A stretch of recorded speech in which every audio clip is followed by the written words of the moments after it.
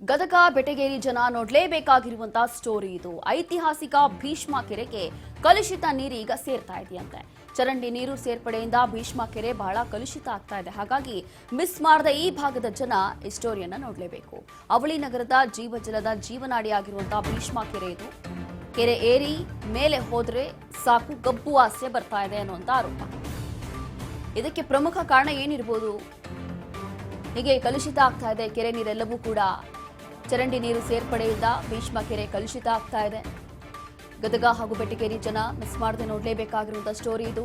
ಐತಿಹಾಸಿಕ ಭೀಷ್ಮ ಕೆರೆ ಇದು. ಆದ್ರೆ ಈ ಕೆರೆಗೆ ಕಲುಷಿತ ನೀರು, ಚರಂಡಿ ನೀರು ಸೇರ್ತಾ ಇದೆ. ಹೀಗೆ ಸೇರ್ತಾ ಇರುವಂತಹ ಕಲುಷಿತ ನೀರು ಮತ್ತೆ ಚರಂಡಿ ನೀರಿಂದ ಈ ಒಂದು ಭೀಷ್ಮ ಕೆರೆ ಏನಿದೆ ಭಾರಿ ಕಲುಷಿತ ಆಗ್ತಾ ಇದೆ. ಹಾಗಾಗಿ ಕೆರೆ ಮಧ್ಯದಲ್ಲಿರುವಂತಹ ಈ ಒಂದು ನೀರಿಂದ ಅಂತಂದ್ರೆ ಕೆರೆ ಏರಿ ಮೇಲೆ ಏನಾದರೂ ಹೋದ್ರೆ ಸಾಕು ಗಬ್ಬು ವಾಸನೆ ಬರ್ತಾ ಇದೆ ಅಂತ ಹೇಳಿ ಸುತ್ತಮುತ್ತ ಇರುವಂತಹ ಜನ ಈಗ ಆರೋಪ ಮಾಡ್ತಿದ್ದಾರೆ. ಹಾಗಾಗಿ ಕಾರಣ ಏನಿರ್ಬೋದು? ಅಥವಾ ಈ ಒಂದು ಐತಿಹಾಸಿಕ ಭೀಷ್ಮ ಕೆರೆಗೆ ಈ ರೀತಿಯಾಗಿ ಕಲುಷಿತ ನೀರು ಅಂತಂದ್ರೆ ಚರಂಡಿ ನೀರು ಹೋಗ್ತಾ ಇದೆ ಅಂತಂದ್ರೆ ಸಂಬಂಧಪಟ್ಟಂತ ಅಧಿಕಾರಿಗಳು ಏನ್ ಮಾಡ್ತಿದ್ದಾರೆ? ಯಾರು ಕೂಡ ಗಮನ ಕೊಡ್ಲಿಲ್ವಾ? ಒಂದು ಇತಿಹಾಸ ಇರುವಂತಹ ಭೀಷ್ಮ ಕೆರೆ ಅಂತಂದ್ರೆ ಅಲ್ಲಿರುವಂತಹ ಜನ ಏನ್ ಮಾಡ್ತಿದ್ದಾರೆ? ಅವಳಿ ನಗರದ ಜೀವಜಲದ ಜೀವನಾಡಿ ಭೀಷ್ಮ ಕೆರೆ ಇದು. ಹಾಗಾಗಿ ಕೆರೆ ಹತ್ರ ಸುತ್ತಮುತ್ತ ಹೋದ್ರೆ ಸಾಕು ಅಲ್ಲಿ ಗಬ್ಬು ವಾಸನೆ ಬರ್ತಾ ಇದೆ ಅಂತೇಳಿ ಜನ ಇಲ್ಲಿ ಆರೋಪವನ್ನ ಮಾಡ್ತಾ ಇದ್ದಾರೆ.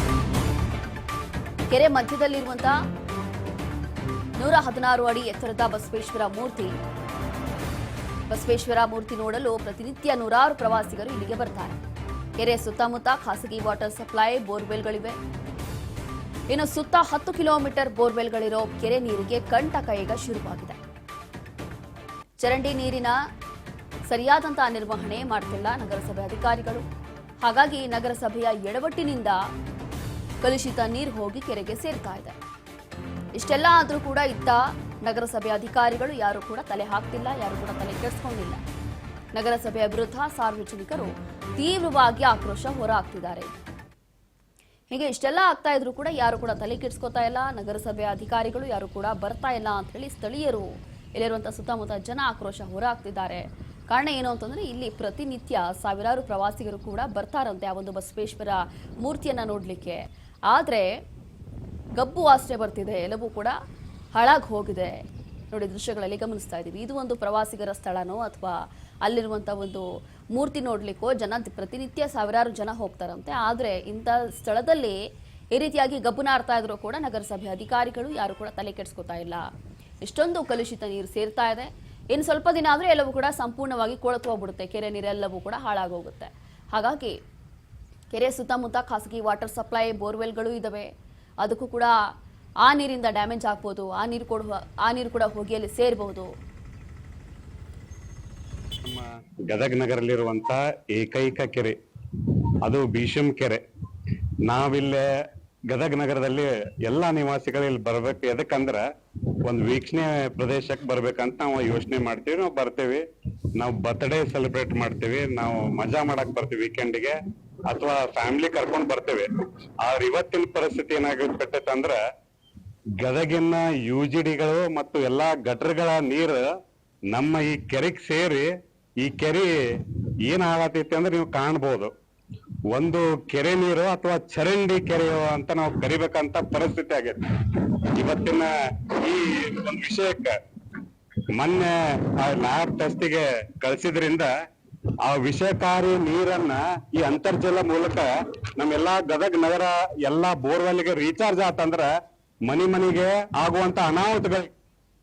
ಮತ್ತಷ್ಟು ಡೀಟೇಲ್ಸ್ ಕೊಡ್ತಾರೆ ನಮ್ಮ ಪ್ರತಿನಿಧಿ ಶರಣು. ಹೀಗೆ ಭೀಷ್ಮ ಕೆರೆ ಇಷ್ಟೊಂದು ಗಮನಾರ್ತಾ ಇದೆ ಅಥವಾ ಸುತ್ತಮುತ್ತ ಈಗ ಗಮನಿಸ್ತಾ ಇದೀವಿ ಚರಂಡಿ ನೀರೆಲ್ಲ ಅಲ್ಲಿ ಹೋಗಿ ಸೇರ್ತಾ ಇದೆ ಅಂತ. ಆದ್ರೂ ಕೂಡ ಸಂಬಂಧಪಟ್ಟಂತ ನಗರಸಭೆ ಅಧಿಕಾರಿಗಳು ತಲೆ ಹಾಕ್ತಿಲ್ಲ ಅನ್ನುವಂತ ಆರೋಪ. ಪ್ರಮುಖ ಕಾರಣ ಏನಿರ್ಬೋದು? ಇಷ್ಟೊಂದು ನಿರ್ಲಕ್ಷ್ಯ ಯಾಕೆ ಅಂತ? ಹೌದು ರೋಶ್ನಿ, ಗದಗ ಬೆಟಗೇರಿ ಅವಳಿ ನಗರದ ಏನು ಜೀವನಾಡಿ ಅಂತಾನೆ ಕರೆಸ್ಕೊಳ್ತಕ್ಕಂತ ಭೀಷ್ಮ ಕೆರೆಗೆ ಇದೀಗ ಜಲಕಂಟಕ ಎದುರಾಗಿದೆ ಅಂತಾನೆ ಹೇಳ್ಬೋದು. ಭೀಷ್ಮ ಕೆರೆಗೆ ಅದರ ಪಕ್ಕದಲ್ಲೇ ಒಂದು ಹಾದು ಹೋದಂತ ಚರಂಡಿ ನೀರನ್ನ ಆ ಭೀಷ್ಮ ಕೆರೆಗೆ ಬಿಡಲಾಗ್ತಾ ಇದ್ದು, ಈ ಕುರಿತಾಗಿ ಹಲವಾರು ಬಾರಿ ಅಧಿಕಾರಿಗಳ ಗಮನಕ್ಕೆ ತಂದ್ರು. ಜನರು ಎಷ್ಟೋ ಬಾರಿ ಭೀಷ್ಮ ಕೆರೆಗೆ ಚರಂಡಿ ನೀರು ಸೇರ್ತಾ ಇದೆ ಅಂತ ಹೇಳಿದ್ರು ಕೂಡ ಅವರು ಕ್ಯಾರೆ ಅಂದಿಲ್ಲ. ಹಾಗಾಗಿ ಪ್ರತಿನಿತ್ಯ ಕೂಡ ಭೀಷ್ಮ ಕೆರೆಗೆ ಚರಂಡಿ ನೀರು ಹರಿತಾ ಇರೋದ್ರಿಂದ ಭೀಷ್ಮ ಕೆರೆಯ ನೀರು ಕೂಡ ಇದೀಗ ಕಲುಷಿತ ಆಗಿದೆ. ನಾವು ಭೀಷ್ಮ ಕೆರೆಯ ದಡದಲ್ಲಿ ಹೋಗ್ಬೇಕಂದ್ರೆ ಮೂಗು ಮುಚ್ಕೊಂಡು ಹೋಗ್ಬೇಕಾದಂತಹ ಪರಿಸ್ಥಿತಿ ನಿರ್ಮಾಣವಾಗಿದೆ ರೋಶಿನಿ. ಈ ಭೀಷ್ಮ ಕೆರೆಯ ಇನ್ನೊಂದು ಏನು ಅಂತಂದ್ರೆ 116 ಅಡಿ ಎತ್ತರದ ಬಸವೇಶ್ವರ ಮೂರ್ತಿ ಕೂಡ ಇದೇ ಭೀಷ್ಮ ಕೆರೆಯ ಆವರಣದಲ್ಲಿದೆ. ಪ್ರತಿನಿತ್ಯ ಗದಗ ಜಿಲ್ಲೆ ಅಲ್ಲದೇನೆ ಸುತ್ತಮುತ್ತ ಜಿಲ್ಲೆಗಳಿಂದ ಕೂಡ ಇಲ್ಲಿ ಪ್ರವಾಸಿಗರು ಬರ್ತಾರೆ. ಇಲ್ಲಿ ಮೂಗು ಮುಚ್ಕೊಂಡು ಹೋಗುವಂತ ಪರಿಸ್ಥಿತಿ ನಿರ್ಮಾಣವಾಗಿದೆ. ಬೆಳಗ್ಗೆ ಕೂಡ ವಾಯುವಿಹಾರಿಗಳು ಇದೇ ಭೀಷ್ಮ ಕೆರೆಯ ದಡದಲ್ಲಿ ವಾಯುವಿಹಾರ ಮಾಡ್ತಾರೆ, ಸಂಜೆ ಆದ್ರೆ ವಾಯುವಿಹಾರ ಮಾಡ್ತಾರೆ. ಜೊತೆಗೆ ಇದೇ ಕೆರೆಯಲ್ಲಿ ಕೂಡ ಬೋಟಿಂಗ್ ವ್ಯವಸ್ಥೆಯನ್ನ ಕೂಡ ಮಾಡಲಾಗಿದೆ. ಹಲವಾರು ಜನರು ಬಂದು ಈ ಕೆರೆಯಲ್ಲಿ ಬೋಟಿಂಗ್ ಕೂಡ ಮಾಡ್ತಾರೆ. ಅಂತ ಸಂದರ್ಭದಲ್ಲೂ ಕೂಡ ಈ ಕೆರೆ ನೀರು ಕಲುಷಿತವಾಗಿದ್ರಿಂದಾಗಿ ಇದೀಗ ಜನರು ಕೂಡ ಇಲ್ಲಿಗೆ ಬರೋಕೆ ಹಿಂದೇಟು ಹಾಕ್ತಿದ್ದಾರೆ. ಈ ಕುರಿತು ನಗರಸಭೆ ವಿರುದ್ಧ ಸಾರ್ವಜನಿಕರು ಆಕ್ರೋಶವನ್ನ ವ್ಯಕ್ತಪಡಿಸಿದ್ದು, ಚರಂಡಿ ನೀರು ಸೇರ್ತಾ ಇದ್ರು ಕೂಡ ಯಾಕೆ ಕಣ್ಮುಚ್ಚಿ ಕುಳಿತಿದ್ದಾರೆ ಗದಗ ಬೆಟ್ಟಿಗೆ ನಗರಸಭೆ ಅಧಿಕಾರಿಗಳು ಅಂತ ಜನರು ಪ್ರಶ್ನೆಯನ್ನ ಮಾಡ್ತಿದ್ದಾರೆ.